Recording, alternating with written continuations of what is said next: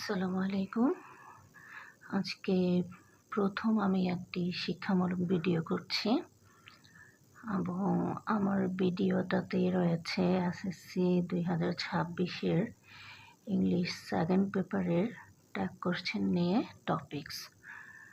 এখানে আমি নর্মালি কয়েকটা ইম্পর্ট্যান্ট একটু ট্যাগ কোশ্চেন নিয়েছি, যেগুলা তোমাদের আসলে অনেক তোমরা তো অনেক করো, তো সেখান থেকে বেছে বেছে আমি কিছু ট্যাগ কোশ্চেনগুলো এখানে সলভ করে দেখাবো যে কিভাবে তোমরা খুব সহজে এবং খুব দ্রুত ট্যাগ কোশ্চেনগুলো সলভ করতে পারো। ট্যাগ কোশ্চেনের আসলে একটা দুইটা রুলস নাই, অসংখ্য রুলস। তার মধ্যেও মার্ক কিন্তু 5 থাকে। 5 মার্কসের জন্য তোমাদেরকে অনেক বেশি পড়তে হয়। তো এখন যেহেতু আমাদের সময় নেই, আগামীকাল 10টা থেকেই আমাদের এক্সাম শুরু হবে, এজন্য আমি কিছু শর্ট টপিকস নিয়ে এসেছি তোমাদের জন্য। যেমন প্রথমে আমি যেটা রেখেছি, এভরিবডি দিয়ে সাবজেক্টটা হচ্ছে everybody, nobody, no one, anyone. তোমরা সবাই জানো যে বহুবচন থাকলে সেখানে ট্যাগ কোশ্চেন করার সময় এখানে যখন আমি ট্যাগ করার সময় আমার অবজেক্ট যেটা আসবে সেটা দে হবে। এটা কিন্তু সব সময় তোমরা মাথায় রাখবে। যারা একটু দুর্বল তারা একটু ভালো করে শোনো, কারণ তোমরা এখন খুব সিরিয়াসলি পড়াশোনা করছো।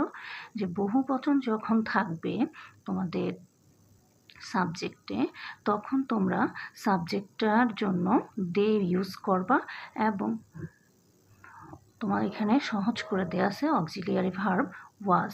তাহলে আর যদি হ্যাঁ বোধক থাকে, যেমন এভরিবডি, এখানে নো বডি নাই বা নাথিং নাই, নাথিং বা নো বডি থাকলে ওয়াজের সাথে তোমার নট হবে না। আর যেহেতু এখানে নট নাই, তার মানে নট আসবে সংক্ষিপ্ত করে। তাহলে এটা সহজভাবে হয়ে গেল ওয়াজেন্ট দে। ওকে, তারপর দেখো একেবারে সহজ একটা, it rains seldom in winter. দেখতে মনে হচ্ছে সহজ, কিন্তু এখানেও একটু লুকায়িত আছে আমাদের সমস্যা। সেটা হচ্ছে সেলডম শব্দটা হচ্ছে সম্পূর্ণ একটা নেগেটিভ শব্দ। যখন নেগেটিভ শব্দ থাকবে আমাদের স্টেটমেন্টগুলোতে, তখন এটাকে যখন আমরা ট্যাগ কোশ্চেন করতে যাব, তখন কিন্তু ট্যাগ কোশ্চেনে আমাদের অক্সিলারি ভার্বের সাথে আর নট ইউজ হবে না। তার মানে কি, এখানে রেন রয়েছে, রেনের সাথে অ্যাস, রেইনস, আর এখানে সেলডম। তাহলে যেহেতু সাবজেক্টটা ইট, তো এখানে ইট মানে হচ্ছে থার্ড পারসনে চলে গেছে। আর এখানে হচ্ছে তোমার মূল ভার্বের সাথে অ্যাস আছে। মূল ভার্বের সাথে অ্যাস থাকলে আমরা মূলত জানি ডুয়ের সাথে ইয়েস যোগ হয়, ডাজ অথবা ডাজন্ট হয়। তো এখানে ডাজন্ট আর আসবে না, অ্যাসের জন্য ডাজন্ট আসবে না, ডাজ ইট হবে। আর সব সময় খেয়াল করবা তোমরা যে ট্যাগ কোশ্চেন করার সময় যদি আমরা সম্পূর্ণ স্টেটমেন্টটা লিখে তারপর ট্যাগ করি, এবং অবশ্যই সবার শেষে আমাদেরকে কোশ্চেন মার্ক দিতে হবে। ট্যাগ কোশ্চেনের সাথে কোশ্চেন মার্কটা এটা সবচাইতে জরুরি। কোশ্চেন মার্ক তুমি না দিলে তুমি মার্ক পাবে না। আর যদি তুমি পুরোটা কোশ্চেনকে স্টেটমেন্ট সম্পূর্ণটা লেখার পর যদি ট্যাগ করো, তাহলে দেখতেও সুন্দর হয়। এবং ফুললি কোনো টিচার হয়তো বা শুধু ট্যাগটা দেখে, কোনো টিচার হয়তো বা পুরো স্টেটমেন্টের সাথে ট্যাগ দেখে। এক একজনের কমন সেন্স এক এক রকম, এক এক স্টুডেন্টের রুচি এক এক রকম, এক এক টিচারের রুচি এক এক রকম। তাই তুমি যদি সম্পূর্ণটা লিখে রাখো, আমার মনে হয় বিপদমুক্ত থাকবে। তারপর দেখো সবচাইতে সোজা, তোমরা তো এটা খুব চমৎকার করে সবাই পারো। লেটস থাকলে আমরা লেটস হ্যাভ এ ওয়াক, মানে লেটস মানেই হচ্ছে শেলই, লেটস মানেই হচ্ছে শেলই। আমরা এটা সহজভাবে করে নিব। তারপর এটা দেখো আবার সাবজেক্ট বহু বচন চলে আসছে, few people know about their friendship. আমাদের এখানে ফিউ পিপল মানে কিছু মানুষের কথা বলা হয়েছে, নো অ্যাবাউট দেয়ার ফ্রেন্ডশিপ মানে তাদের বন্ধুত্ব সম্পর্কে জানে। এই যে নো, এখানে মূল ভার্বের ব্যবহার করা হয়েছে। এখানে যেমন অক্সিলারি ভার্ব আছে, এখানে আবার মূল ভার্ব, এখানেও মূল ভার্ব। মূল ভার্ব থাকলে আমরা মূলত দেখে থাকি মূল ভার্বটার কি প্রেজেন্ট ফর্মে আছে নাকি পাস্ট ফর্মে আছে। যদি প্রেজেন্ট ফর্মে থাকে তাহলে সব সময় ডু অথবা ডোন্ট দিয়ে হবে ট্যাগ, আর যদি পাস্ট ফর্মে থাকে তাহলে ডিড অথবা ডিডন্ট দিয়ে হবে। যেহেতু ফিউ পিপল এখানে আছে, ফিউ পিপলের সাথে যাবে আমাদের দে, বহু বচন দে যাবে, আর নো এর জন্য আসবে ডিড, ডো। তো যেহেতু এটাতে কোনো নটের ব্যবহার নাই, তার মানে কি হবে ডিডেন্ট, ডোন্ট আর এই বহু বচনের জন্য আসবে দে। আর অবশ্যই ট্যাগ করার সময় নিচে তোমরা আন্ডারলাইনটা করে দিবে। There is hardly any man who has no friend. There is hardly, there আছে এখানে একটা সাবজেক্ট, ইজ হচ্ছে অক্সিলিয়ারি ভার্ব, হার্ডলি নেগেটিভ শব্দ।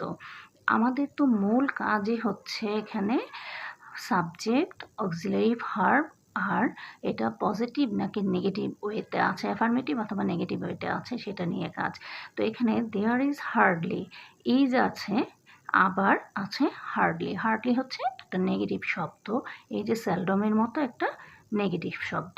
তাহলে আমরা খুব ভালো করেই বুঝতে পেরেছি ইজের সাথে আর নট আসবে না, তাহলে ইজ দেয়ার যা আছে সাবজেক্ট তাই। নোবডি লাইকস আ লায়ার, কেউ মিথ্যাবাদীকে পছন্দ করে না। তার মানে কি নোবডি এখানে আমাদের হচ্ছে বহু বচন, আর বহু বচনটা হচ্ছে নেগেটিভ। নোবডি আছে, নোবডি, নাথিং, নান বাট, এগুলো যদি থাকে সাবজেক্ট তাহলে এটা নেগেটিভ। আর লাইকের সাথে এস, আমরা লাইকের সাথে এস বা ইয়েস দেখলে সাথে সাথেই বলে ফেলি ডাজ বা ডাজন্ট হয়ে যাবে, কিন্তু না, যখন আমাদের সাবজেক্টটা হবে বহু বচন এবং এর সাথে মূল ভার্বের সাথে এস বা ইয়েস থাকবে, তখন এটা আমরা ধরে নেব প্রেজেন্ট ফর্ম, কারণ প্রেজেন্ট ফর্মের সাথেই মূল ভার্বের সাথে এস বা ইয়েস হয়, পাস্ট ফর্মের সাথে কখনোই হয় না। তাহলে আমরা কি ধরতে পারি এখানে, যেহেতু লাইকস আছে তাহলে আমরা এটাকে প্রেজেন্ট ধরে, যেহেতু নোবডি এটা হচ্ছে এটার অবজেক্টিভ হবে দে, এটার অবজেক্টিভ হবে দে, আর দের সাথে কখনো ডাজ বা ডাজন্ট হয় না। তার মানে এখানে ডো অথবা ডোন্ট হবে, যেহেতু এখানে নো বডি, তার মানে এখানে এটা প্রথম থেকেই নেগেটিভ, এই জন্য এখানে আর নো আসবে না, এখানে আমার অ্যাফার্মেটিভ করতে হবে, এবং অ্যাফার্মেটিভ করার জন্য আমি এখানে ডু দে লিখব। So plan before you proceed. এখানে দেখো একটা জিনিস, এই কথাগুলো অনেক সময় আমাদের আসে, খুব ইম্পর্টেন্ট কিন্তু। So plan before you proceed মানে তুমি যে কোনো কাজ করার আগে ভেবেচিন্তে নিতে হবে।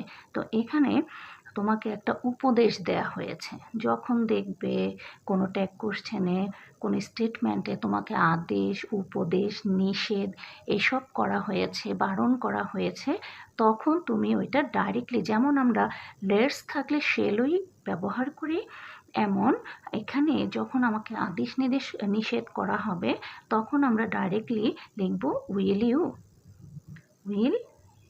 ইউ। বুঝতে পেরেছ সবাই? Nothing is impossible, nothing is impossible, nothing মানে নেগেটিভ একটা শব্দ, ইজ, তাহলে নাথিং মানে কি, যে কোনো জিনিসের কথা, বস্তুর কথা বলা হয়েছে, কোনো কিছুই অসম্ভব নয়, যে কোনো একটা বিষয়ের কথা বলা হয়েছে। তাহলে এখানে যেহেতু কারোর নাম বলা হয়নি, যে কোনো একটা বিষয়, যে কোনো একটা বস্তু, এরকম কিছুই বলা হয়েছে, নাথিং ইজ ইম্পসিবল, ইজ, এখানে সুন্দর করে ইজেন্ট আসবে না, যেহেতু নাথিং না বোধক আছে, is it. Okay, let him enjoy the farewell dinner, let him, আমরা কিন্তু লেটস থাকলে শেলই লিখি, লেটস থাকলে শেলই লিখি, লেট থাকলে সেখানে কিন্তু আমরা শেলই লিখতে পারবো না, কেন জানো? Let him enjoy the farewell dinner, তাকে এই যে বিদায়ী যে রাতের খাবারের আয়োজন করা হয়েছে সেটা আনন্দ উপভোগ করতে বলা হয়েছে, তাহলে লেট হিম তাকে করতে বলা হয়েছে, তাহলে আমরা কি করতে পারি এখানে, উইল ইউ, তুমি করতে দিবে কি, উইল ইউ।